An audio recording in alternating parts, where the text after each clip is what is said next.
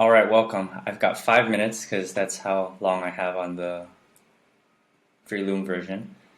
My name is Willis. Welcome if you're watching this either on YouTube or on Instagram.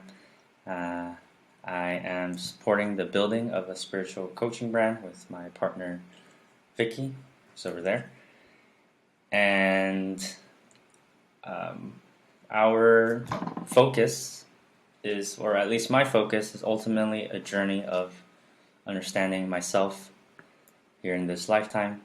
And so kind of most of the decisions I make and the reflections that I have are about me, and hopefully through sharing about me, it gives you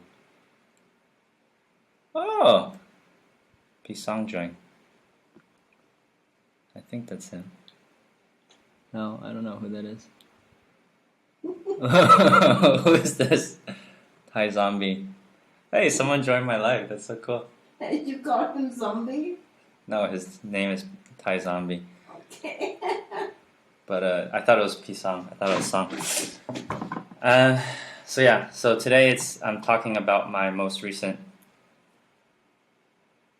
Instagram post, and I shared that since my spiritual awakening about 4 years ago, since the pandemic started, I have somehow steadily decreased in net worth to the point that we're on the verge of being broke.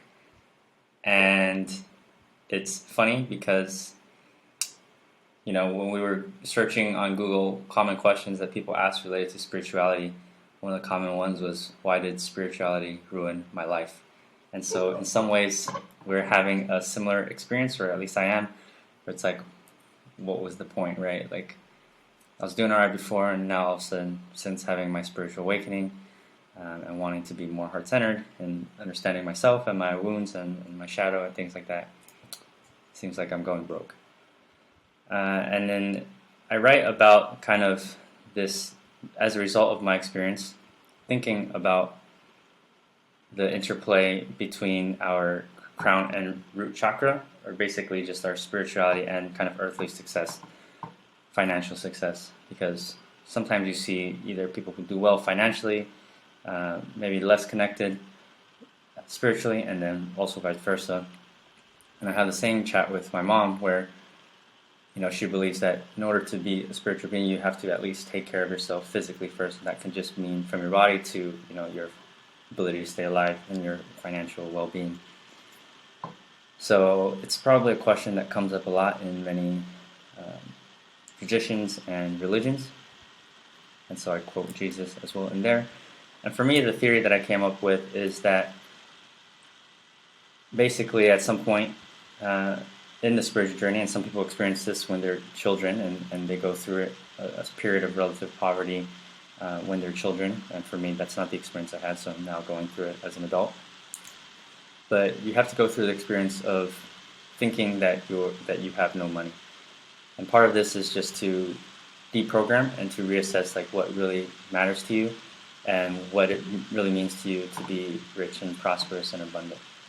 And so it's not like some external monetary standard, because we are from different countries and different environments. So, for someone who is used to being a billionaire, probably being a millionaire is like their version of being broke, because it's all about your relative position and what you're comparing to. Ultimately, in this journey, like Vicky and I deconstructed a little bit our beliefs that kind of led us to this position.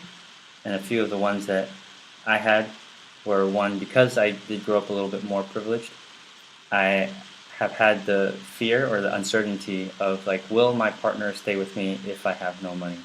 And I think as a man in general, regardless of your upbringing,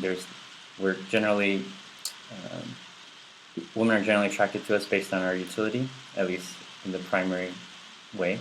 And so if you're not effective in the modern world, which is mostly related to finances, it's like they say in Thailand, no money, no honey. The second belief I had, my loom is ending, so I'll just continue on live.